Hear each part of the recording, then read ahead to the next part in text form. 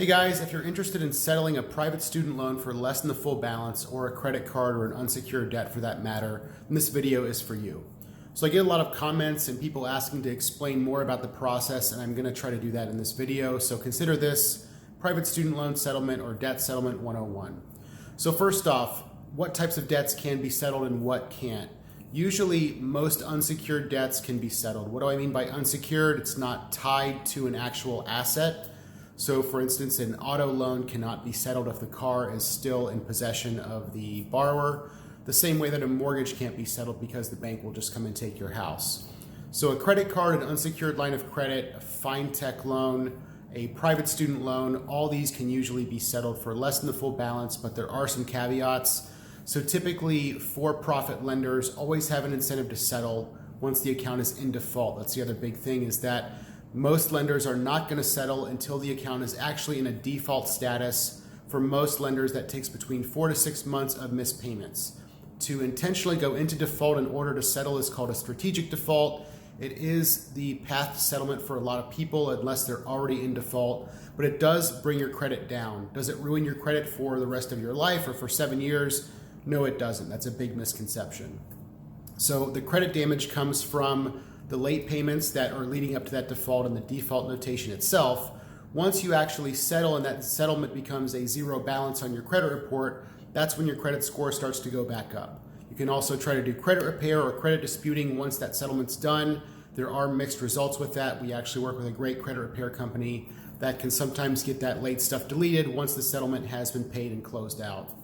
So as far as the types of settlements that you can do, there's typically two options: a lump sum settlement or a structured settlement. A lump sum is a one-time, one-shot payment. It's typically going to be for the full amount of the settlement that you've negotiated. And they're going to want that by the end of that month that you're negotiating in. All lenders and debt collectors and recovery departments have an end of the month quota. They don't care what happens the second or third of the month in the next month. They are not going to extend any due date into that next month for a one-time payment. They want that right now, and they want it at the end of that month.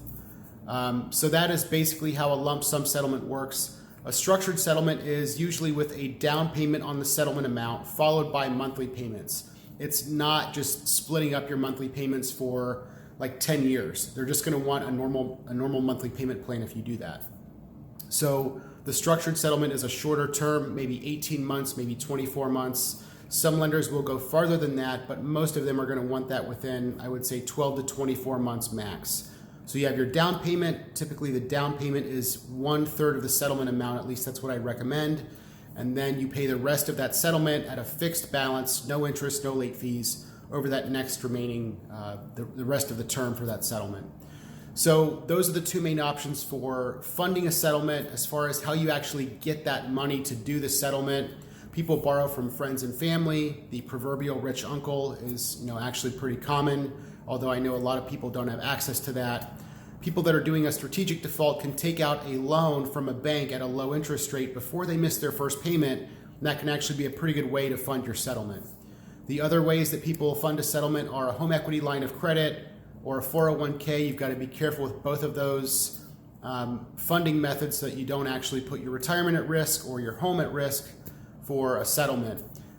There are also, other creative routes people go to try to fund these settlements. I've had a client sell a small business. I've had a client attempt to sell a vehicle.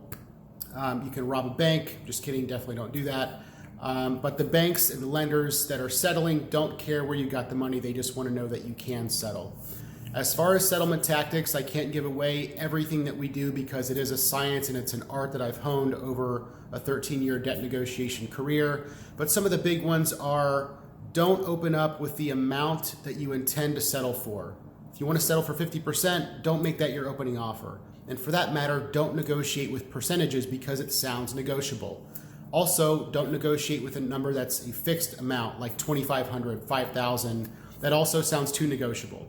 So make your offer something that sound like the amount of money that someone would have in their bank account, $4,386, something like that.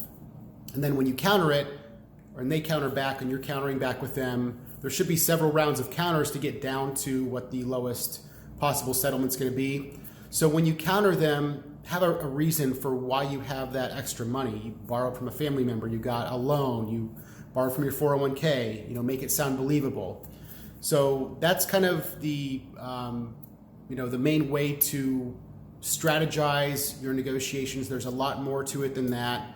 Some of the other mistakes that people make are they take too short of a time frame to get the negotiation done because it makes them uncomfortable emotionally to negotiate with debt collectors.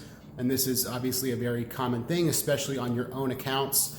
That's why working with an objective professional negotiator like me can be a good factor as far as reducing that emotional stress, which can affect your decision making. So that's a little bit more about private student loan settlement and debt settlement in general. I'm going to pin this one to the top of the page so you guys can kind of see that at first when you come to my page and then explore the other topics that we talk about.